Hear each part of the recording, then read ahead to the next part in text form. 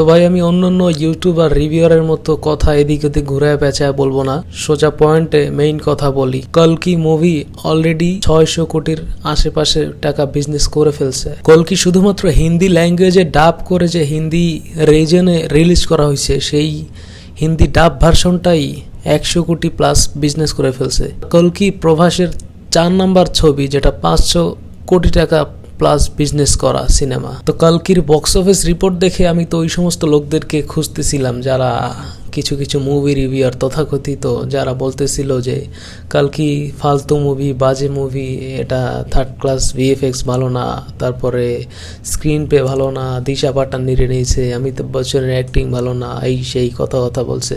তো তারা মনে হয় এখন গর্তে লুকাইছে কালকির এই সাফল্য দেখার পরে। ও না, তারা হয়তো বারে মিয়া ছোটে মিয়ারকে ব্লকবাস্টার বা মাস্টারপিস বলার জন্য, যুক্তিতর্ক খোঁজার জন্য রাস্তা খুঁজতেছে। আপনি মানেন আর না মানেন, কালকিকে পুরা দুনিয়া ভৈরা, বাংলা, হিন্দি, তামিল, তেলেগু, পুরা পৃথিবী ভৈরা প্রতিটা ইন্ডাস্ট্রির ডিরেক্টর, প্রডিউসার প্রেস করতেছে, অ্যাপ্রিসিয়েট করতেছে।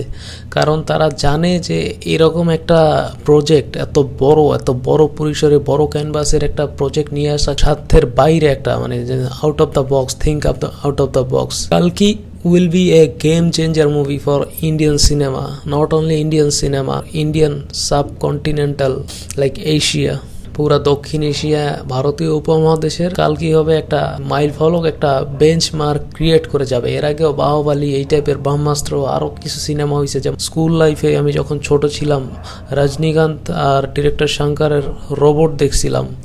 ওই রোবট যে আমি কতবার দেখছি রিপিটেডলি, এখনও রোবট যদি দেখি মনে হয় যে এটা ইন্ডিয়ান সিনেমা হইতেই পারে না। ভিএফএক্স, তারপরে স্ক্রিন প্লে, সাধারণত হলিউডের সিনেমা দেখি না, কারণ ভাবতাম যে একটা না একটা সময় ওই রোবট, ছোটোবেলায় শৈশবে যে স্কুল লাইফে রোবট দেখছিলাম, যে একটা না একটা সময়ে বলিউড হোক আর বাংলাদেশ হোক বা যে কোনো একটা এশিয়ার যে কোনো এক দেশে এরকম হলিউড লেভেলের কাজ সিনেমা দেখব।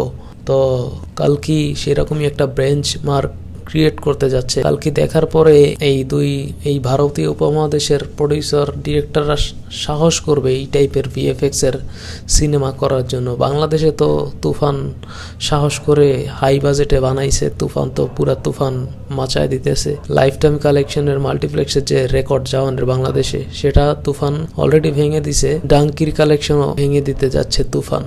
তো বলে রাখা ভালো যে কালকির সেকেন্ড পার্ট আসতেছে এবং ডিরেক্টরদের পক্ষ থেকে জানানো হয়েছে যে কালকির 60%, পার্ট 2 এর 60% শ্যুট অলরেডি করা, আর বাকি 40% কালকির সাকসেস দেখার পরে তারা শ্যুটে যাবে। তো আমি শুধু এটা ভাবতেছি যে কেজিএফ এর পরে এইরকম সিনেমাটিক ইউনিভার্স একটার পর একটা আসতেই যাচ্ছে। এই যে সালার ছিল প্রভাসের, সালার 2 আসতেছে 25 সালে, আবার এই যে কালকির পার্ট 2 আসতেছে 25 সালে। মানে প্রভাসের যে একটা একটা বাজে সময় যাচ্ছিল, সেটা কিন্তু অলরেডি রিকভার করে ফেলছে কালকির মাধ্যমে। এখন আরও ডিরেক্টর, প্রডিউসাররা তাকে নিয়ে নিউ প্রজেক্ট ভাববে।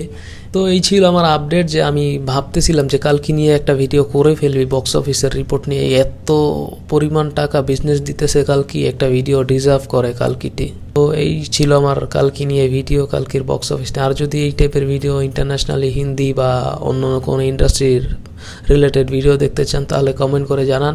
আর আমার সিনে সুমন চ্যানেলটা সাবস্ক্রাইব করে দিন। চাইলে জয়েন করতে পারেন আমার সিনে সুমন ফেসবুক পেজে। বাই, দেখা হচ্ছে পরবর্তী ভিডিওতে। Till then, take care.